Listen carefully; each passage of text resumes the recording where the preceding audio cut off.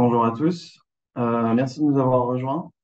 Avant de démarrer ce webinaire, déjà, premier point, sachez que vous pouvez poser vos questions en cours de route via l'onglet qui est questions-réponses qui est disponible sur votre écran. Elles seront notées et on y répondra en fin de séance. Pour ceux qui ne connaissent pas la société RPS Trans, pour commencer, du coup, c'est une société, donc on a une raison d'être qui est créée ensemble un immobilier et des villes à impact positif. Et ceci se traduit notamment par une certification B Corp qu'on a depuis 2017 maintenant, et qui retranscrit aussi notre engagement sur les sujets RSE, dont le sujet d'aujourd'hui fait partie, et via également nos métiers qui sont répartis en quatre pôles. Un pôle programmation, conduite de projet immobilier, qui va pouvoir vous accompagner d'une phase programme jusqu'à la consultation d'entreprise et du suivi après consultation. Un pôle design et aménagement qui va vous accompagner sur la mise en place de vos locaux. On accompagne beaucoup d'utilisateurs finaux et ce pôle. Et ces deux pôles, du coup, travaillent en adéquation et en synergie complète avec notre pôle Gondwana, qui est spécialisé sur la biodiversité et la biophilie, et le pôle stratégie et transition que je représente aujourd'hui, accompagné de Bastien et Clément, qui du coup font partie du pôle DNS qui gère notamment les sujets adaptation. Euh, ces métiers, on les pratique sur tout type d'actifs aujourd'hui. Notre accompagnement va pouvoir se faire sur de l'industrie, sur tout équipement public, des musées, des prisons, de la santé. On agit aussi au niveau quartier, bien sûr en logement et en tertiaire, et ceci du coup sur un, en allant du coup de la programmation, en passant par la conception, le suivi d'exécution et ensuite l'exploitation de vos sites. Euh, les types de missions qu'on peut mettre en place pour vous accompagner vont aller de la stratégie, la conception. L'ingénieur environnemental va pouvoir se faire en exploitation et en conception avec ou sans certification. C'est la même chose pour la biodiversité. On est également pas capable de réaliser des audits de due diligence pour évaluer du coup votre patrimoine bâti à tout instant en cas de cession et du coup amener vous guider un peu vers la valeur verte de votre patrimoine. Pour vous accompagner, aujourd'hui, notre entreprise est composée d'un peu plus de 100 collaborateurs.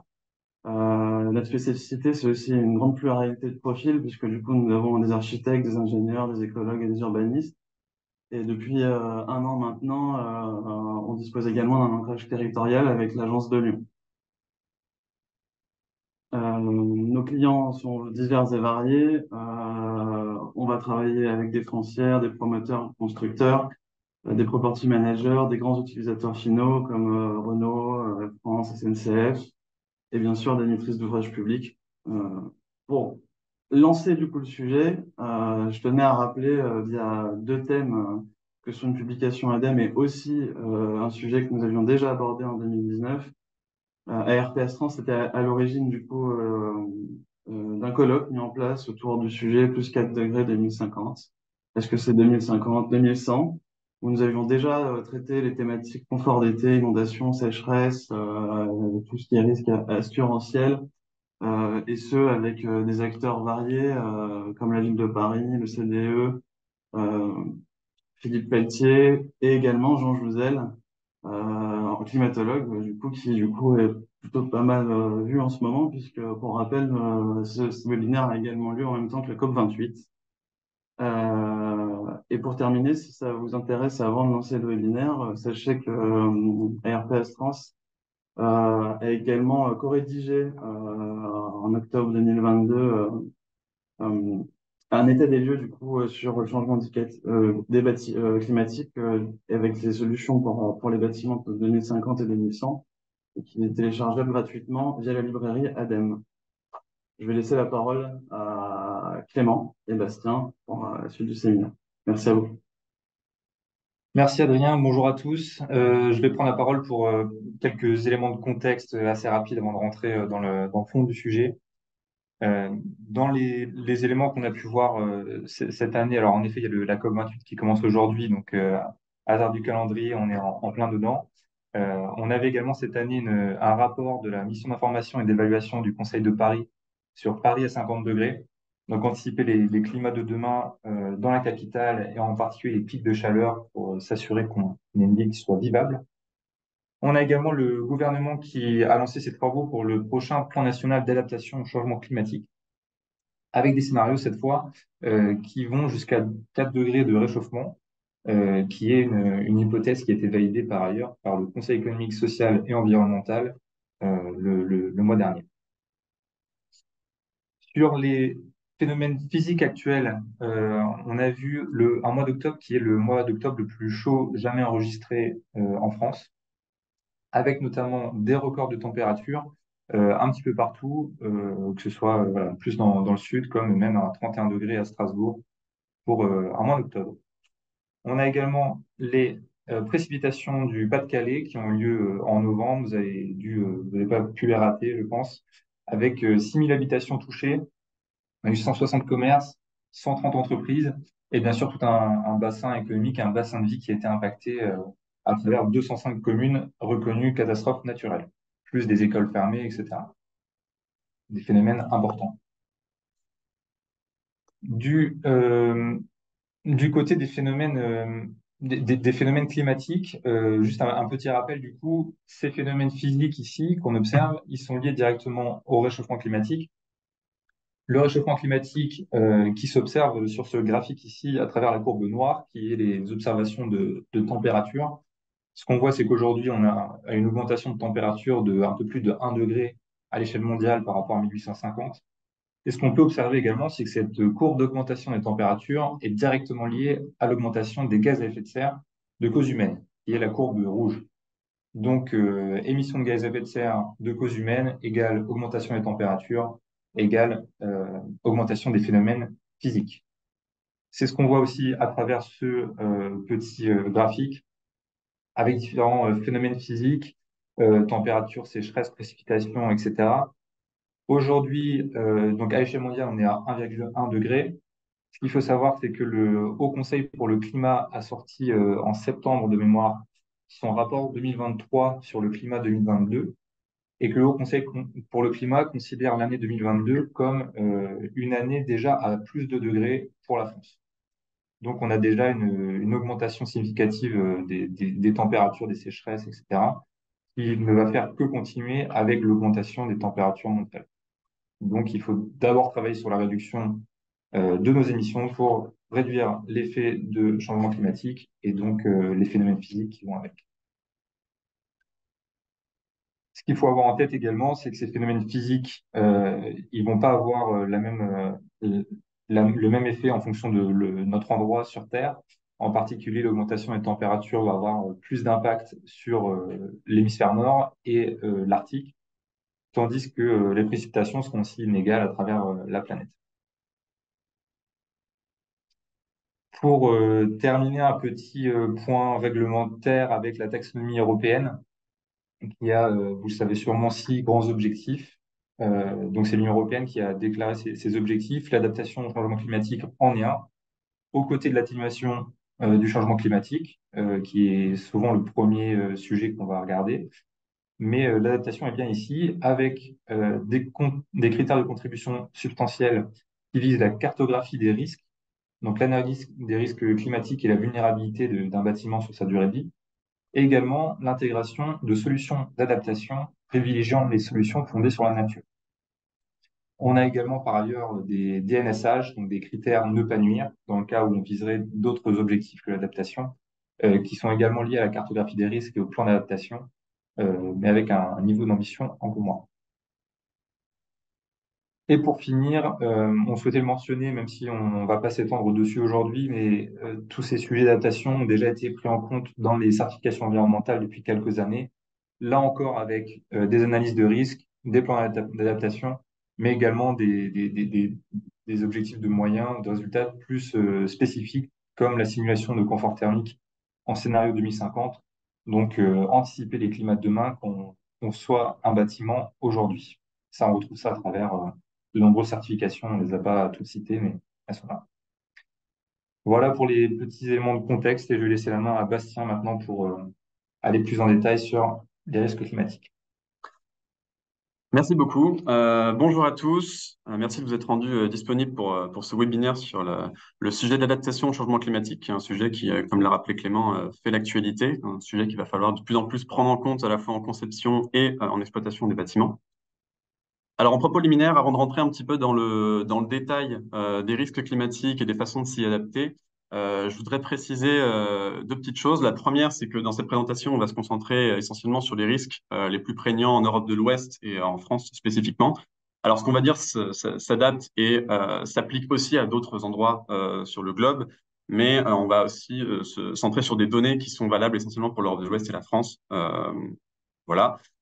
La deuxième chose que je voulais préciser et qui est importante à mentionner dès qu'on commence à parler d'adaptation, et surtout étant donné que ce sujet prend de plus en plus d'ampleur euh, dans les discussions, que ce soit à l'échelle gouvernementale ou à l'échelle stratégique des entreprises, c'est qu'on ne pourra pas s'adapter à tout. On ne pourra pas s'adapter à tout simplement parce que, d'une part, les risques, et notamment les risques climatiques, sont multifactoriels, sont des risques qui ont énormément d'interconnexions entre eux et qui vont avoir énormément d'impact, à la fois direct et indirect, sur les entreprises et sur la société. Donc, il y a beaucoup d'impacts qu'aujourd'hui, on n'est absolument pas en capacité de prévoir. On ne sait pas à quoi ressemblera un monde à plus 4 degrés. Et donc, prétendre pouvoir s'y adapter, c'est un petit peu prétentieux. Euh, il y a des choses à laquelle qu'on ne peut pas anticiper et auxquelles on ne pourra pas simplement s'adapter. Donc l'atténuation des émissions reste une priorité au même titre que l'adaptation. On ne pourra pas s'adapter non plus à tout simplement parce qu'on ne s'adapte pas à l'effondrement du vivant. Aujourd'hui, outre les enjeux de réchauffement climatique, il y a aussi un enjeu d'effondrement des espèces vivantes sur Terre. C'est quelque chose qui aujourd'hui est bien connu et c'est quelque chose auquel on ne peut tout simplement pas s'adapter. Euh, donc, à la fois, les dimensions d'atténuation et de réduction des pressions sur la biodiversité sont des éléments qu'il faudra prendre en compte en tant que priorité. Et donc, l'adaptation ne pourra pas suffire à se passer de politiques ambitieuses, que ce soit à l'échelle des entreprises ou à l'échelle des États, sur ces thématiques. Donc, l'adaptation est un sujet qui est évidemment essentiel, qui est un moyen de limiter la casse à court moyen terme, mais qui ne pourra constituer une solution unique et à long terme aux enjeux de changement climatique et d'effondrement du vivant qu'il faut prendre en compte au même niveau en parallèle. Ceci étant précisé, l'objectif de cette présentation, ça va être de présenter dans un premier temps un petit peu les risques climatiques principaux auxquels on fait face aujourd'hui et les facteurs de vulnérabilité qu'on peut anticiper. Je reviendrai un petit peu sur les notions de vocabulaire. Et dans un second temps, on parlera des solutions d'adaptation. Euh, Sans plus attendre, commençons avec les risques. Alors tout d'abord, quand on commence à parler de risques climatiques, bon, la première chose à laquelle on pense, c'est les vagues de chaleur. C'est l'enjeu le plus connu aujourd'hui, c'est celui qu'on ressent le plus dans notre chair, si je puis dire. On l'a ressenti déjà cet été, on le ressentira encore plus dans les étés à venir. C'est aujourd'hui l'enjeu principal en France, en tout cas l'enjeu qui touche le plus d'espace géographique. Et c'est aussi l'enjeu principal dans le monde, puisque vous savez qu'il y a des endroits dans le monde aujourd'hui où, à certaines périodes de l'année, les températures et le taux d'humidité font que on atteint des niveaux qui ne sont plus vivables pour l'être humain. On ne peut plus transpirer suffisamment pour évacuer la chaleur. Euh, donc, les vagues de chaleur, alors, pour préciser un petit peu le vocabulaire, une vague de chaleur, c'est une élévation anormale des températures au-dessus des normales de saison. Ce qui va la différencier des canicules, c'est simplement des notions de vocabulaire. On ne va pas parler des mêmes seuils de température et des mêmes pics dans les mesures. Mais globalement, ce qu'il faut retenir sur toutes ces notions-là, c'est que c'est une élévation des températures au-dessus des normales de saison pendant une certaine durée. En général, on parle d'une durée de 3 jours. Euh, et la tendance générale pour les vagues de chaleur, ce qu'on peut voir, ce qui est illustré sur le graphique de droite, c'est que ces vagues de chaleur, donc le graphique montre l'évolution des vagues de chaleur qui ont été recensées depuis les années 50 jusqu'à aujourd'hui, c'est qu'elles sont à la fois plus fréquentes, plus importantes et plus longues. Elles augmentent à la fois en fréquence, en intensité et en longueur.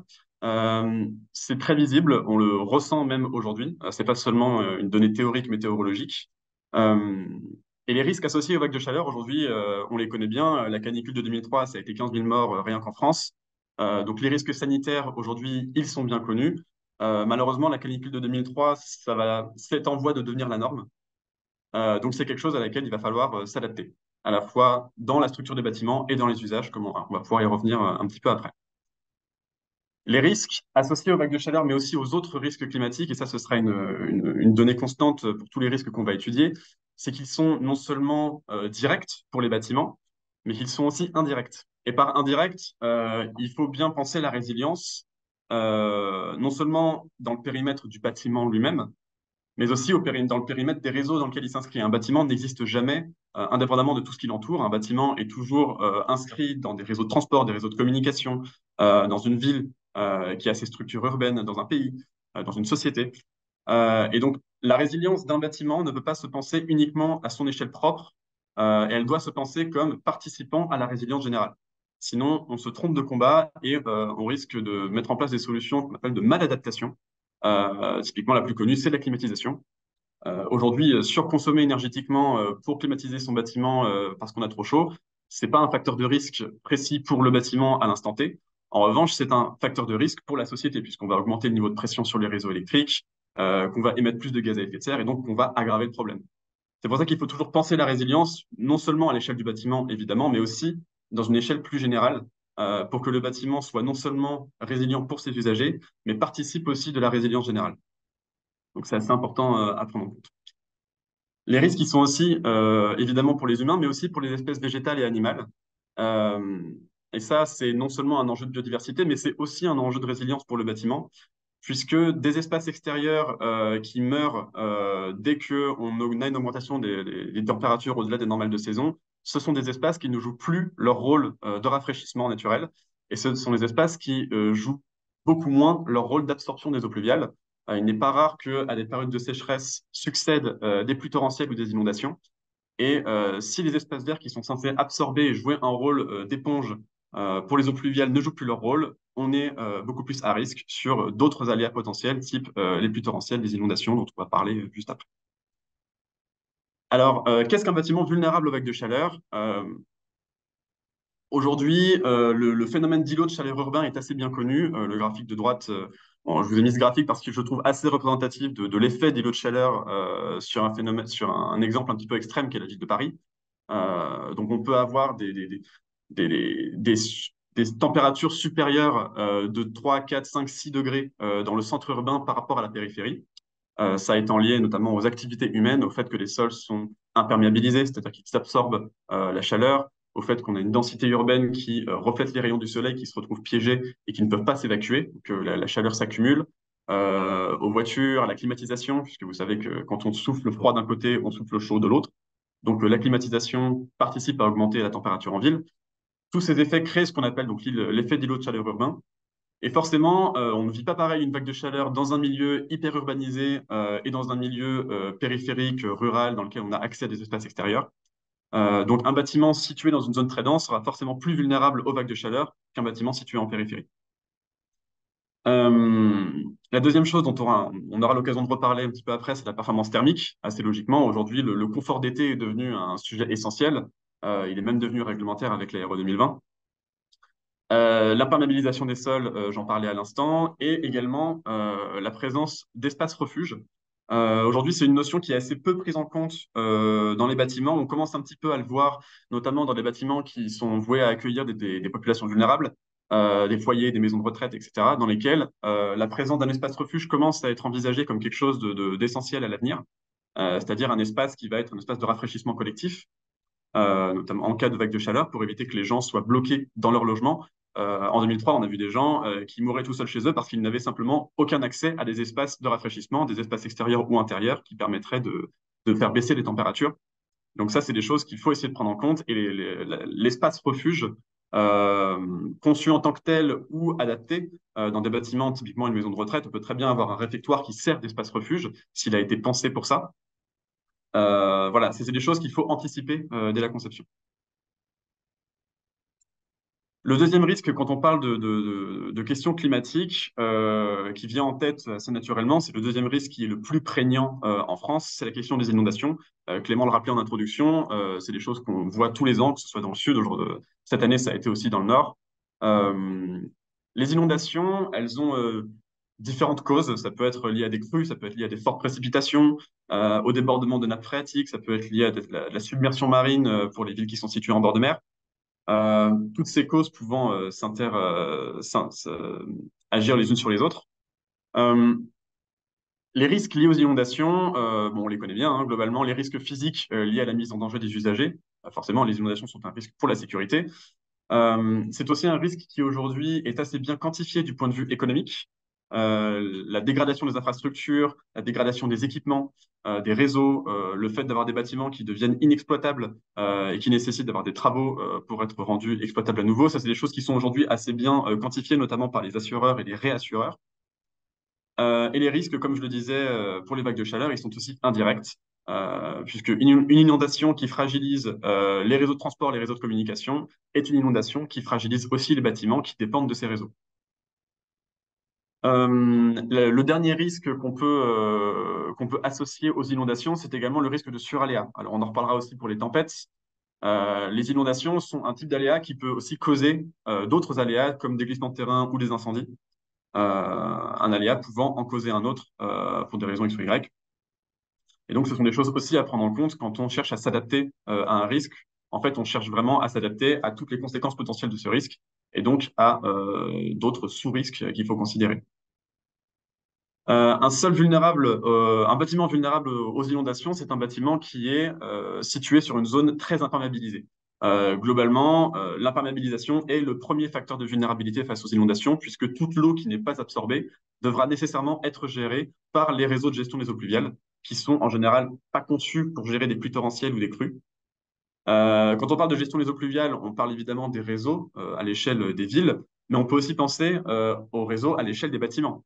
On y reviendra un petit peu plus tard dans la présentation, mais tout ce qui est bassin de rétention, dimensionnement des conduits, etc., c'est des choses qui jouent aussi sur la gestion des inondations. On n'est pas seulement dépendant des réseaux communaux. Quand on parle des systèmes de gestion des eaux pluviales, il faut aussi penser à l'entretien.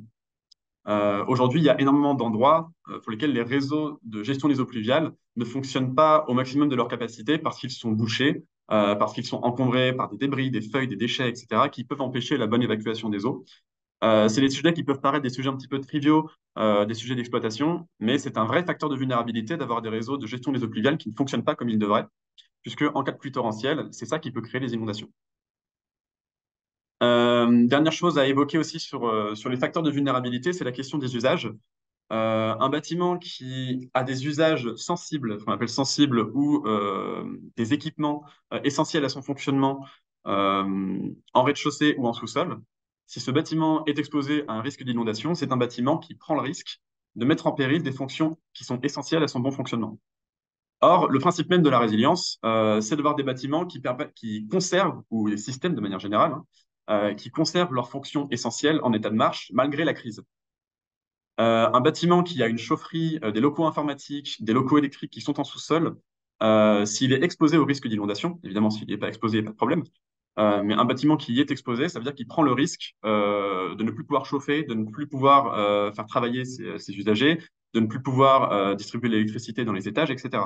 Donc c'est un bâtiment qui perd ses fonctions essentielles et donc qui perd son exploitabilité. Donc c'est un bâtiment qui n'est pas résilient. Donc la question des usages, elle doit se penser, évidemment, ça c'est des questions qui sont plutôt pensables en conception, mais on peut aussi les penser en rénovation, même parfois en exploitation pour certains usages. Le troisième risque dont on parle beaucoup et dont on va parler de plus en plus dans les années à venir, c'est la question des sécheresses. Alors, il y a différents types de sécheresses. Sur cette slide, je vous ai mis la définition de la sécheresse météorologique qui concerne les précipitations. C'est la sécheresse dont on parle le plus en général dans les journaux. Il y a différents types de sécheresses. On peut parler aussi de sécheresse agricole quand il y a un arrêt de la croissance végétale à cause du déficit en eau des sols. On peut parler de sécheresse hydrologique quand on parle de déficit de débit en eau dans les cours d'eau et dans les nappes phréatiques. Mais globalement, le principe est le même, il est lié au manque d'eau. Les risques associés aux sécheresses, ils sont aujourd'hui assez indirects, puisqu'on va surtout parler de suraléa avec les retraits et gonflements des argiles.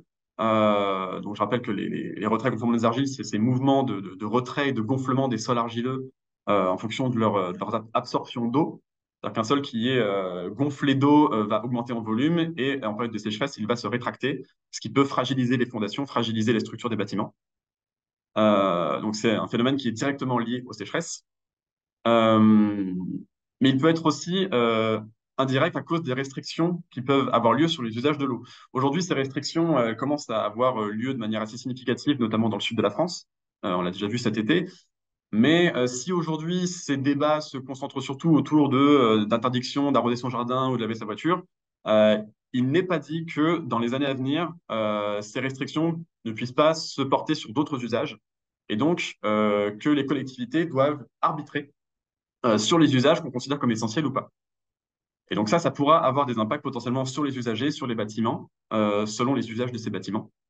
Et donc, c'est un risque qui est amené à grandir. Le graphique de droite montre que la tendance générale des sécheresses, bon, des sécheresses, on en a toujours connu, hein, c'est pas quelque chose qui est nouveau, mais ce qui est très visible, c'est que ces sécheresses sont de plus en plus fréquentes, elles sont quasi systématiques aujourd'hui, et elles se portent sur une surface, c'est l'axe désordonné, une surface qui est de plus en plus importante en moyenne en France. On a de plus en plus de surface générale du territoire qui est concernée par la sécheresse tous les ans. Donc, ça concerne de plus en plus de monde. La dernière chose, de la même manière que pour les vagues de chaleur, c'est la question de la surmortalité des espèces végétales et des espèces animales, accessoirement.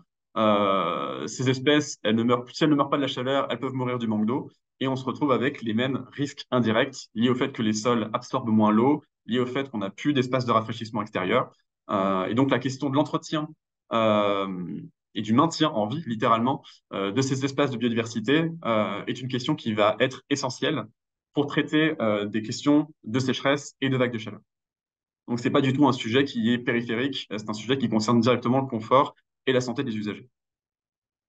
Alors, concernant les facteurs de vulnérabilité, donc ce qui rend le bâtiment vulnérable aux sécheresses, globalement, quand on parle de retrait gonflement des argiles, dont j'en parlais à l'instant, on parle surtout des bâtiments qui ont des fondations qui sont peu profondes. C'est un sujet qui est très prégnant dans le parc pavillonnaire.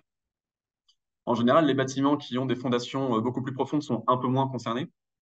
Euh, En revanche, d'autres facteurs de vulnérabilité sur les sécheresses, notamment sur les usages de l'eau, peuvent être la question des eaux pluviales.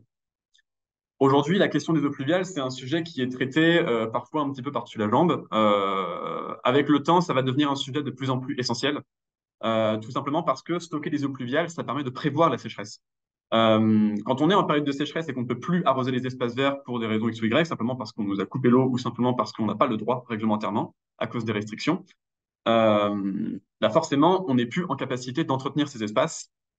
Et le fait d'avoir stocké les eaux pluviales pendant la période d'intersaison, la période hivernale, permet de réduire la demande en eau potable pour ces usages spécifiques et donc d'augmenter la résilience du site en continuant d'alimenter cette fonction de rafraîchissement des espaces et cette fonction d'absorption des eaux pluviales. Les eaux pluviales, on peut aussi les utiliser pour d'autres usages, hein. Il y a des bâtiments qui l'utilisent pour les sanitaires, etc. C'est aussi un facteur de résilience parce qu'on se rend moins dépendant du réseau. Mais globalement, j'insiste vraiment sur cette question d'arrosage des espaces verts qui peut sembler complètement anecdotique quand on conçoit un bâtiment, mais qui va être un sujet vraiment essentiel dans les années à venir et qui l'est déjà aujourd'hui en réalité. Enfin, un bâtiment qui est situé dans une zone qui est très fortement demandeuse en eau, donc des zones qui sont très densément peuplées concrètement, ou qui comportent des usages qui sont très consommateurs en eau, je pense notamment à des bâtiments industriels qui ont des process qui demandent beaucoup d'eau, est un bâtiment qui forcément sera beaucoup plus vulnérable aux sécheresses de manière assez logique. Enfin, un autre risque climatique dont on a beaucoup entendu parler ces temps-ci, c'est la question des tempêtes. Tempête et vent violent, parce que globalement, une tempête, tout le monde sait à peu près ce que c'est une violente perturbation atmosphérique qui est accompagnée en général de vents forts et de pluies torrentielles. Alors, l'évolution des tempêtes, ça a été une question assez débattue ces dernières années parmi les climatologues. Globalement, ce qu'on observe statistiquement, c'est que depuis qu'on recense les tempêtes et leur indice de violence en France, c'est que les tempêtes ne sont pas spécialement plus fréquentes avec le changement climatique. En revanche, elles sont beaucoup plus violentes qu'avant, tout simplement parce que l'atmosphère se réchauffe et donc on a des chocs thermiques qui sont beaucoup plus importants, ce qui fait que les tempêtes, quand elles se matérialisent, sont beaucoup plus violentes qu'auparavant. En revanche, ce qu'on voit sur le graphique, c'est que la fréquence globale n'augmente pas spécialement avec le temps. Donc le facteur de risque augmente tout de même, hein, puisqu'une tempête plus violente est une tempête qui augmente les risques pour les bâtiments. En revanche, il n'est pas dit qu'on en ait plus qu'avant. Les risques liés aux tempêtes, bon, je vais passer rapidement, c'est très semblable à ceux qu'on a vus pour les inondations. que ce soit les risques de mise en danger pour les usagers, les risques économiques pour les bâtiments liés à la dégradation des infrastructures, des équipements, le fait d'avoir des bâtiments qui deviennent complètement inexploitables à cause de l'aléa, les risques pour les réseaux de transport, les réseaux de communication, etc. Et les suraléas potentiels, que ce soit les inondations causées par les tempêtes, les incendies, les glissements de terrain, etc., qui peuvent survenir suite à une tempête. En revanche, concernant les facteurs de vulnérabilité, là, on n'a pas seulement à gérer un problème d'eau, on a aussi à gérer un problème de vent. Donc là, on va se poser la question des espaces extérieurs, et notamment des équipements qui sont situés sur des espaces extérieurs, que ce soit en toiture ou en rez-de-chaussée. Donc on va chercher à protéger ces équipements, on va chercher à protéger également les façades qui sont exposées. La question des espaces refuges, là aussi, va se poser, puisqu'un espace refuge peut servir non seulement en cas d'attaque de chaleur, mais aussi pour protéger les occupants en cas de tempête. Si on sait que le bâtiment n'a pas la possibilité d'être vraiment adapté de manière très efficace, le fait d'avoir un espace refuge peut être une solution d'adaptation tout à fait pertinente. Enfin, la question des réseaux, là aussi, elle est importante, puisque les tempêtes, on le sait, aujourd'hui on l'a toujours observé, peuvent avoir des effets sur la coupure des réseaux, que ce soit les réseaux d'eau potable, les réseaux d'électricité. Et donc, des réseaux qui sont mal protégés, des réseaux qui ne sont pas redondants, c'est-à-dire avoir une seule adduction d'eau, une seule adduction d'électricité sur son bâtiment, est un facteur de vulnérabilité. Aujourd'hui, c'est la norme, mais concrètement. Ok, c'est revenu. Excusez-nous pour le petit problème technique. Je vois que mon Zoom s'est fermé de manière sauvage, totalement non prévu. Je reprends donc. Donc, j'étais sur le diagnostic de performance résilience. Donc, globalement, le but d'un audit de résilience ou un diagnostic de performance résilience, un DPR, c'est de diagnostiquer les risques, de les noter pour objectiver ces critères à l'échelle du bâtiment et de réaliser un plan d'action pour réduire la vulnérabilité. Je vais y revenir un petit peu plus tard dans le détail dans cette présentation. Alors maintenant, si on parle de comment est-ce qu'on intègre ces risques dans les projets, que ce soit en conception, en rénovation ou en exploitation, c'est quelque chose qui va devenir de plus en plus important à l'avenir d'intégrer tous ces risques-là pour faire en sorte qu'on réduise le niveau de vulnérabilité. Alors, je vais aborder ça à travers deux axes. D'abord, un axe qui est plutôt axé sur les solutions techniques ou les solutions physiques, notamment à travers l'axe du bioclimatisme. Et je vais également aborder ça vers la fin sur les questions d'usage. Notamment, on va parler de résilience sociale, qui est un sujet qui n'est pas trop évoqué encore aujourd'hui, mais qui est extrêmement important. Alors, pourquoi aborder ces sujets sous l'angle du bioclimatisme? Tout simplement parce que le bioclimatisme, on en entend beaucoup parler aujourd'hui, c'est intrinsèquement de l'adaptation au changement climatique, puisqu'il s'agit d'adapter une construction, un bâtiment, un projet aux caractéristiques locales d'un environnement, donc le climat, la géographie, etc. Donc, ça permet de traiter les sujets de résilience à différentes échelles, à l'échelle du bâtiment. On va mieux gérer les apports solaires, mieux gérer les vents, mieux gérer la végétalisation autour du bâtiment, etc. Euh, Ah oui, j'ai pas de caméra. Hop, voilà. Euh, on va mieux gérer l'environnement du site au service des consommations énergétiques, mais aussi du confort des occupants. Et donc, on va mieux gérer les risques climatiques associés au site en particulier. Donc, c'est un concept assez vertueux puisqu'il permet de traiter la résilience non seulement à l'échelle du bâtiment, mais aussi à l'échelle du contexte dans lequel s'inscrit le bâtiment. Alors, le bioclimatisme, c'est un sujet qui n'est pas du tout nouveau. C'est pas du tout un concept qui est né avec les questions environnementales, les questions d'adaptation au changement climatique. C'est quelque chose qui en réalité existe depuis très longtemps, simplement que c'était pas forcément nommé comme ça.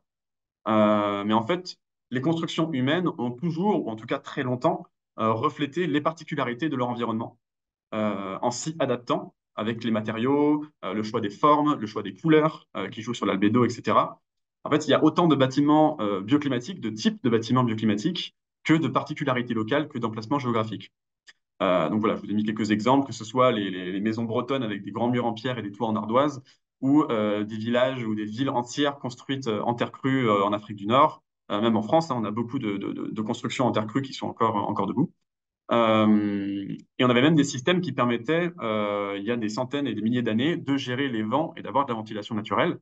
Je vous ai mis la photo, par exemple, des Bagdir, qui sont des capteurs de vent, qui étaient des tours qui étaient construites en Iran à l'époque pour gérer les vents, en tirer parti et ventiler naturellement les bâtiments pour rafraîchir les occupants. Donc ça, c'est des choses qui ne sont pas du tout nouvelles, la ventilation naturelle, l'inertie, tous ces sujets-là. C'est des sujets qui ne sont absolument pas nouveaux. Le problème, c'est qu'on les a un petit peu oubliés, parce que au cours du XXe siècle notamment, les constructions se sont énormément homogénéisées, avec l'effet, ce qu'on appelle le fashionable building, c'est-à-dire le fait d'avoir des bâtiments qui sont conçus pour répondre davantage à des représentations sociales, plus que pour être adaptés véritablement à leur environnement. Donc ça, ce qu'on appelle l'American Way of Life a beaucoup joué en ce sens, en exportant à l'étranger des modèles de vie, des modèles de représentation, et donc aussi des modèles d'architecture et de construction qui n'ont pas du tout joué dans le sens de l'adaptation des bâtiments à leur environnement, mais plutôt de répliquer des modèles qui sont vus comme des modèles de succès. Donc aujourd'hui, on a plutôt besoin de revenir à cette logique, qui est une logique qui est finalement plutôt ancienne, qui est de construire avec son environnement et non plus contre son environnement.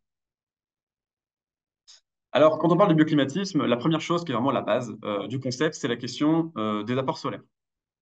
Les apports solaires, on va les traiter par l'orientation et par le traitement des façades. Alors, l'orientation, c'est un sujet sur lequel on ne peut pas tellement jouer en rénovation ou en exploitation. C'est un sujet qu'on va chercher à maximiser en conception des bâtiments. Mais aujourd'hui, le parc actuel subit son orientation, si celle-ci n'a pas été bien pensée à l'origine. En revanche, pour ce qui est du traitement des façades, c'est quelque chose qu'on peut tout à fait modifier sur des bâtiments existants. Et il y a notamment deux façades deux orientations de façades sur lesquelles il y a vraiment des réflexes à avoir, des façades qui sont particulièrement à risque de chaleur, qui sont la façade sud et la façade ouest.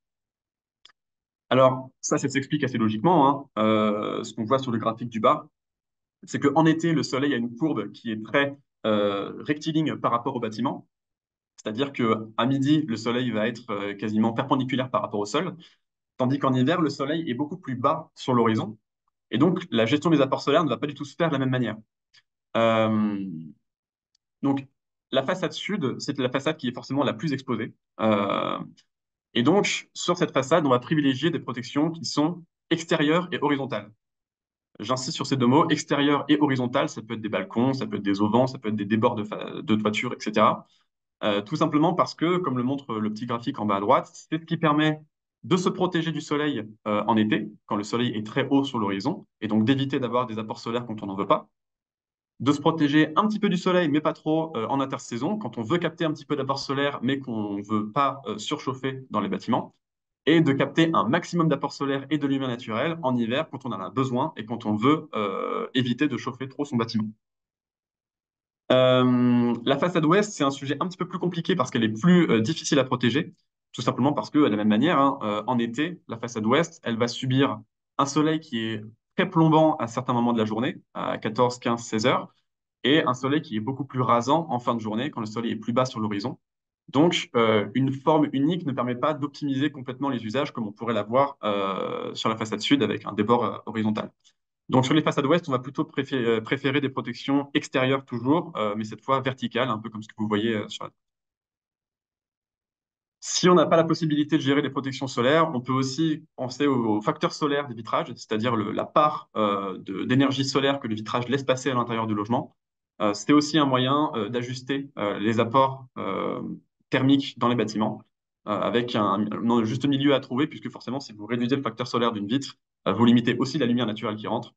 Donc, il y a un entre-deux à trouver à ce niveau-là. Mais la priorité, c'est de gérer les façades à travers les protections solaires. L'autre priorité quand on parle d'apport solaire, c'est la question de l'albédo et de la cinquième façade, qui est donc la toiture. Alors, l'effet d'albédo, aujourd'hui, il est bien connu. Globalement, l'albédo, c'est simplement la différence entre l'énergie qui est reçue et l'énergie qui est réfléchie par une surface. Donc, un sol qui a un albédo faible, c'est un sol qui est sombre, qui absorbe énormément d'énergie et donc qui participe à chauffer son environnement. Alors qu'un sol qui a un albédo élevé, c'est un sol qui est clair et donc qui réfléchit beaucoup d'énergie. Donc, il n'absorbe finalement assez peu de chaleur. Donc, maximiser l'albédo des façades, que ce soit avec des peintures réfléchissantes, comme ce que fait Soprema aujourd'hui avec Cool Roof, ou autre chose, simplement en mettant des types de matérialités qui sont plus clairs, c'est un moyen qui n'est pas du tout négligeable pour réduire la surchauffe dans les bâtiments. Et c'est un moyen qui aujourd'hui a un rapport entre le coût et l'apport solaire, l'apport thermique, qui est extrêmement intéressant. Euh, En toiture, on peut aussi penser évidemment aux toitures végétalisées, au fait de mettre des panneaux solaires pour avoir une couche en plus entre les apports solaires et la toiture. L'idéal étant, mais c'est pas toujours possible avec les budgets, mais quand on peut, c'est ce qui est le mieux, c'est la question des toitures biosolaires. Une toiture biosolaire, c'est tout simplement une toiture qui fait les deux, c'est-à-dire une toiture qui est végétalisée et qui a des panneaux solaires.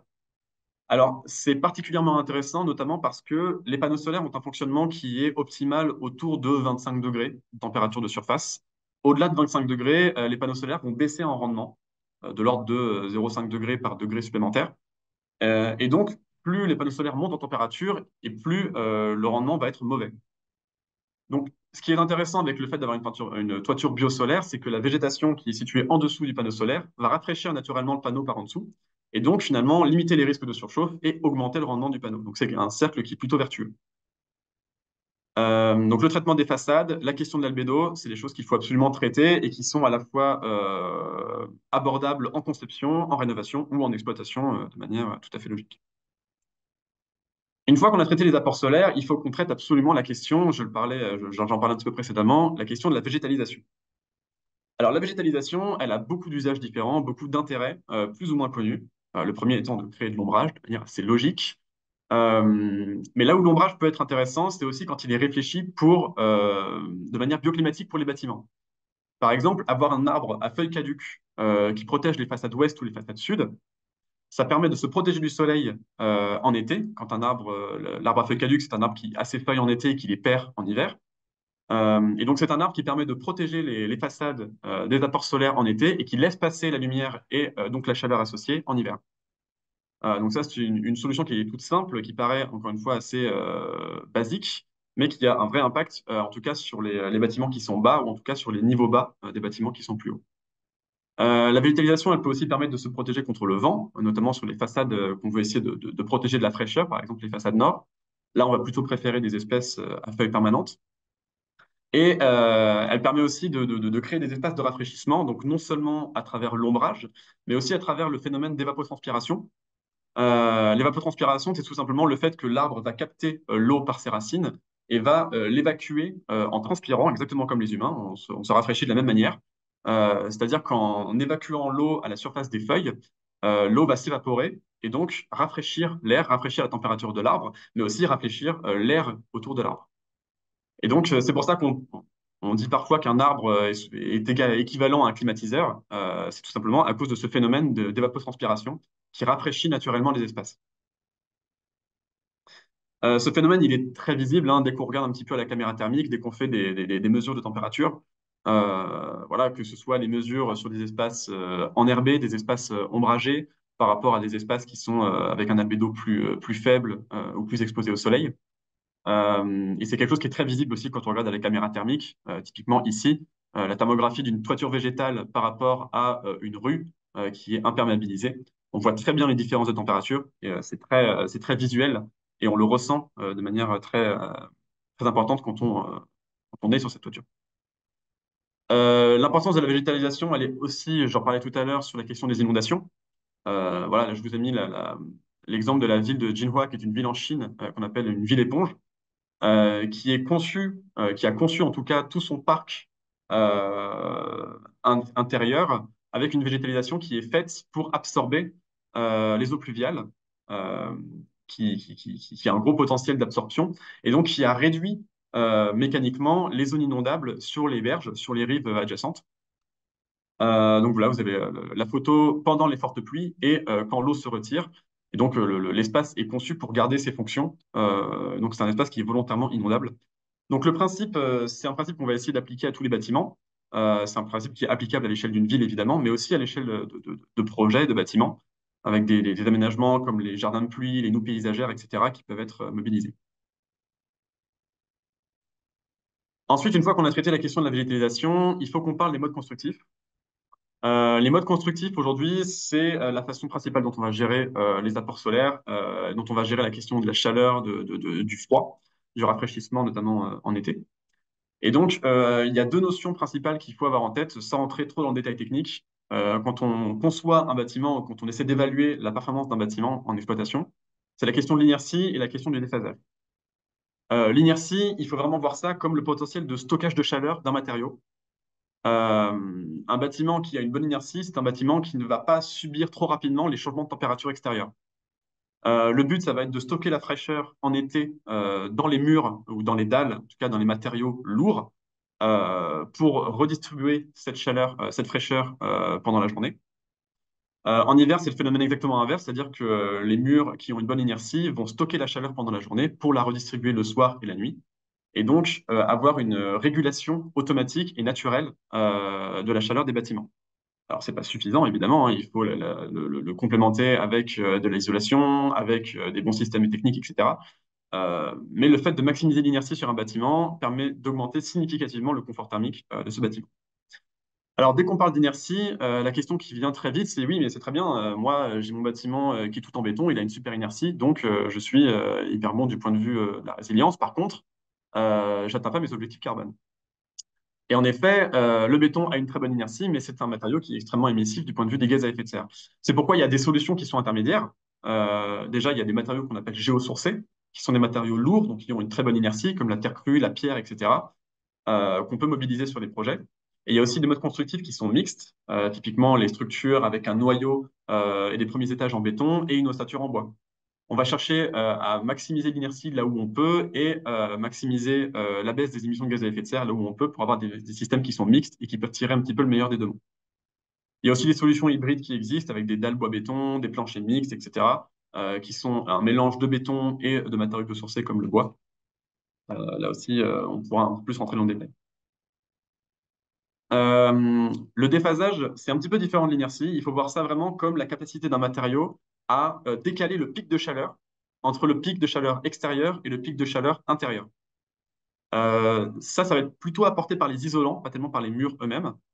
Euh, et donc, ce qu'on peut voir, c'est plutôt un matériau c'est plutôt une capacité qui est apportée par les matériaux biosourcés, comme la laine de chanvre, le bois, la ouate de cellulose, etc.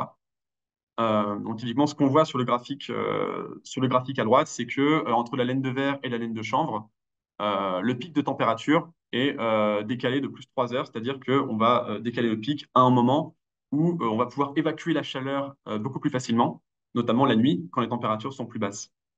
C'est tout l'intérêt du déphasage.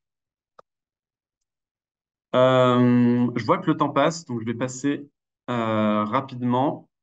Puis il y avait la question de la ventilation naturelle.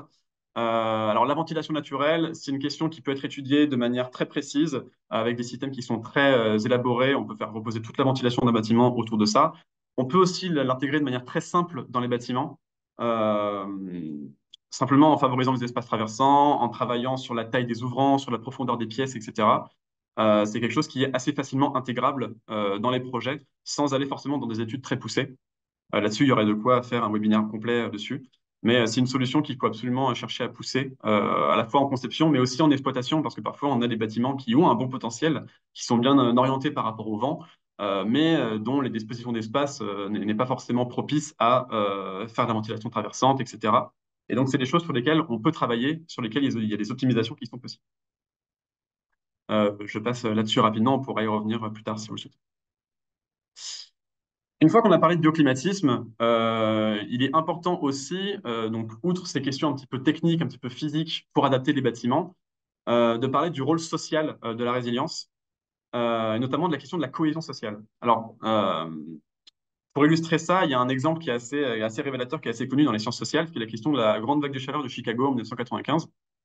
Alors, pour faire très rapide, en 95, Chicago connaît la vague de chaleur la plus importante de son histoire. Les réseaux sont en panne, les hôpitaux sont débordés, on a des décès en quantité assez importante. On a compté 739 décès uniquement dans cette ville-là. Et ces décès sont concentrés dans les zones les plus pauvres, qui sont les zones malheureusement défavorisées par rapport aux services publics.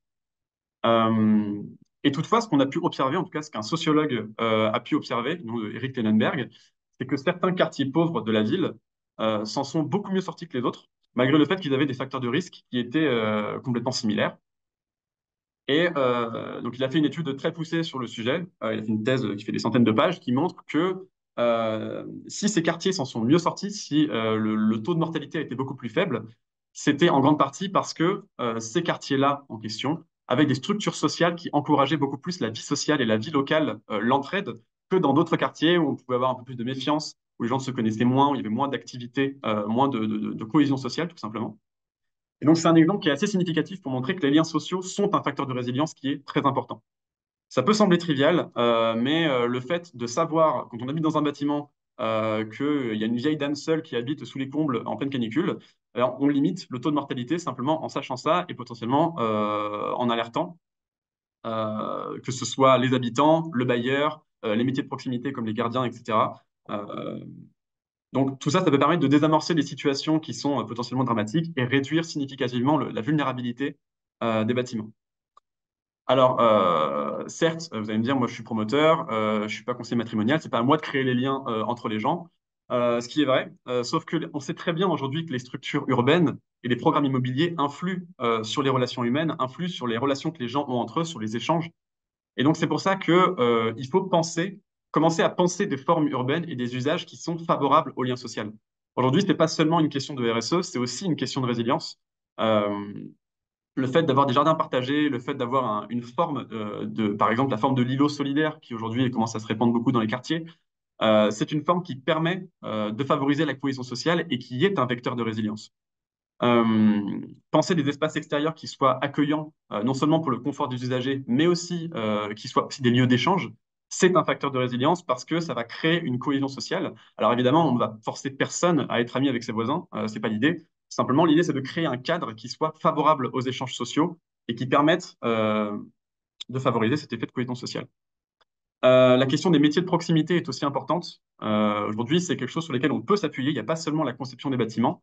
Les gardiens, les concierges, etc., c'est des métiers sur lesquels on peut s'appuyer, évidemment pour l'organisation d'événements. Oui, la fête des voisins, c'est un facteur de vulnérabilité, qu'on le veuille ou non.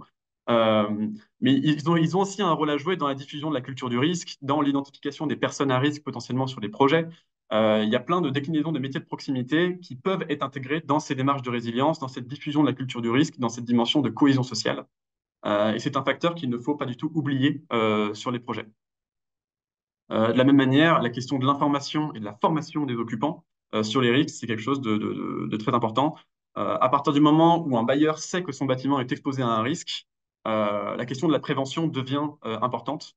Euh, Par exemple, le fait de prévenir qu'en cas de tempête, il ne faut pas aller chercher ses enfants à l'école, c'est bête, mais si on ne sait pas, on pourrait faire l'erreur. Donc, il y a plein de gens qui ont besoin d'être informés sur les conduites à tenir, sur les numéros d'urgence, sur les systèmes d'alerte, etc. Ça, c'est aussi le rôle des acteurs immobiliers dans une certaine mesure. Dernière chose sur cette présentation, je vais revenir rapidement sur la question de l'outil de diagnostic performance résilience. Donc, quand on traite de la résilience d'un bâtiment, je vous le disais un petit peu précédemment, la question de l'audit de résilience est assez intéressante parce qu'elle permet d'avoir une étude qui est poussée pour un site en particulier et qui permet donc d'analyser l'exposition du site, c'est-à-dire de savoir à quel aléa climatique est-ce que je suis exposé, est-ce qu'il y a des aléas auxquels je ne suis pas du tout exposé, d'autres auxquels au contraire je suis très exposé, comment est-ce que ces aléas vont évoluer à l'avenir. L'audit, il permettra aussi d'identifier la vulnérabilité de ces sites, donc tout ce dont on a parlé jusqu'à maintenant. Est-ce que mon site est adapté si l'un de ces aléas se produit?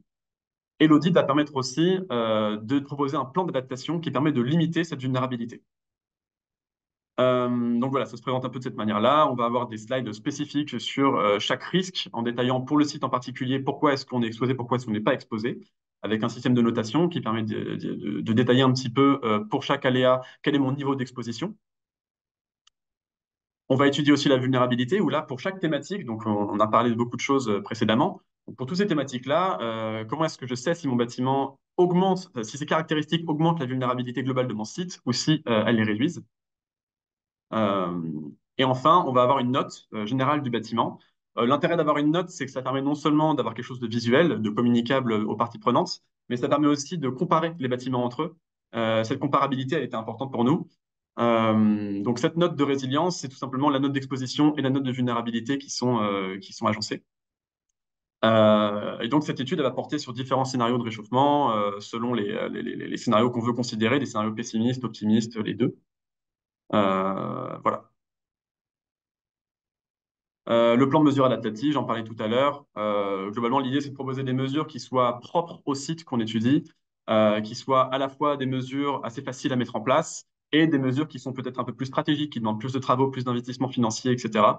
Et l'idée, c'est de quantifier les gains que ça peut occasionner pour le bâtiment, les gains thermiques, les gains énergétiques, puisque parfois on a des solutions qui sont à la fois bonnes énergétiquement et thermiquement.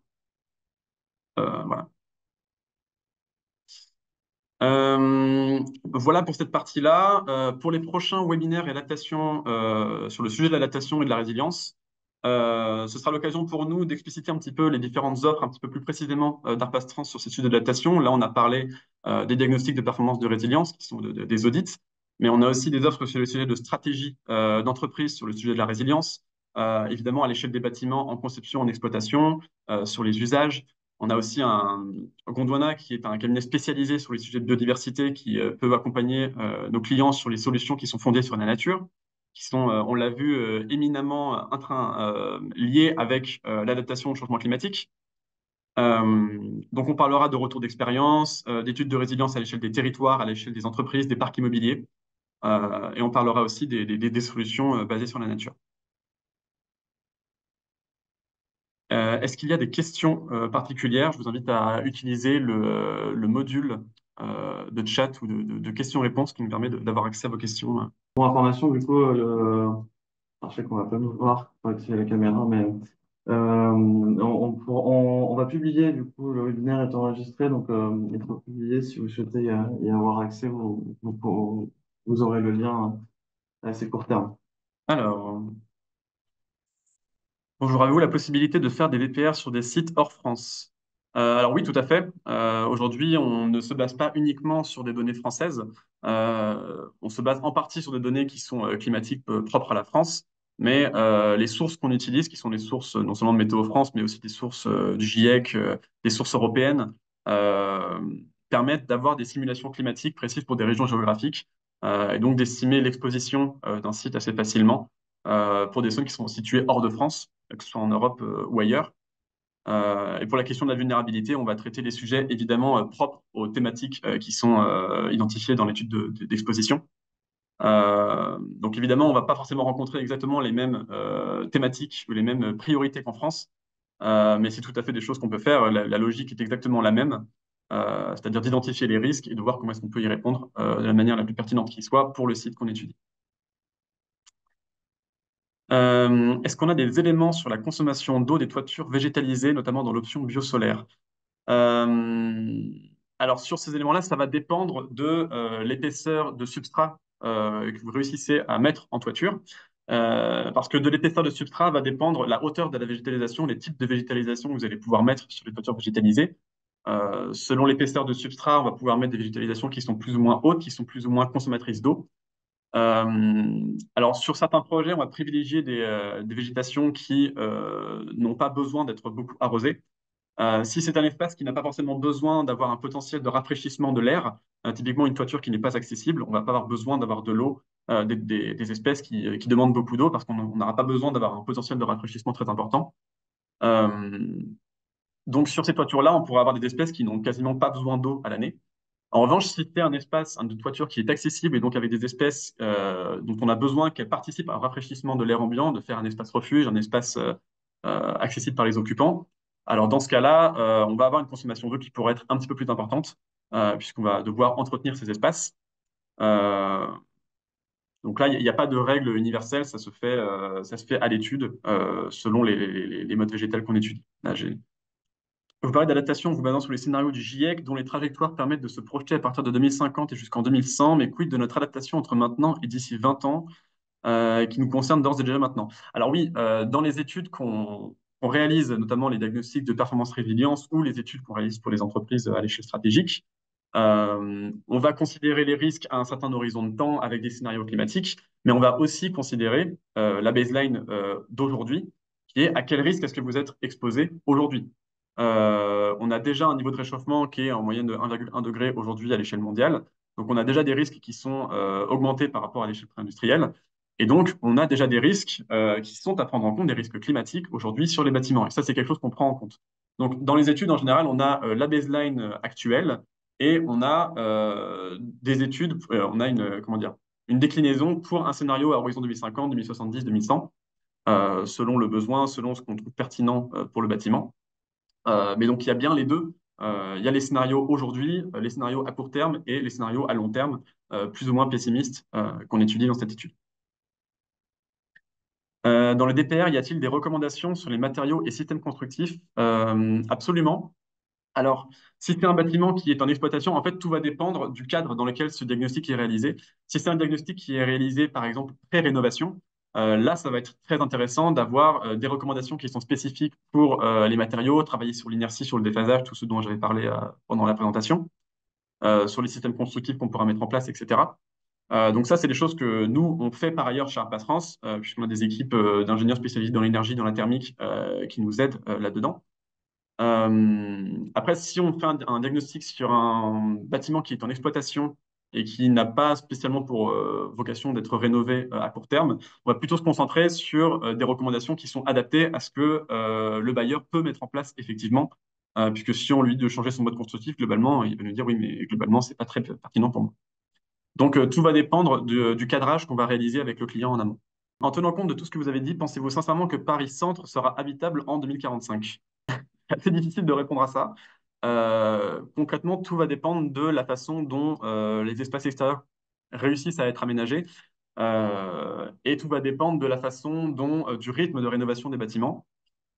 Évidemment, si Paris a une trajectoire qui suit celle de villes, par exemple d'Asie du Sud-Est, avec de la climatisation absolument partout et des sols complètement imperméabilisés, il y a des chances que Paris, à certaines périodes de l'année, soit complètement inhabitable.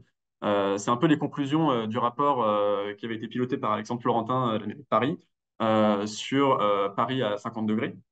Je vous invite à aller lire ce rapport qui est assez facile d'accès et qui est très, très intéressant sur ces sujets. En fait, tout va dépendre des choix qu'on fait aujourd'hui, parce que forcément, c'est des décisions qui prennent du temps à mettre en place. Euh, Aujourd'hui, en tant que collectivité, mais aussi en tant qu'acteur de l'immobilier, pour rendre les espaces vivables, non seulement en intérieur, mais aussi en extérieur. Donc voilà, c'est une réponse un petit peu diffuse, mais c'est assez difficile de répondre précisément à cette prévision. Outre l'isolation, quelles solutions permettent de répondre au déphasage dans un bâtiment ou une zone urbaine? Alors, le déphasage, c'est une notion qui est assez spécifique à l'isolation. C'est surtout là-dedans qu'on va aller chercher à maximiser ce concept. Quand on va parler des murs, des structures urbaines de manière générale, on va plutôt parler de l'inertie.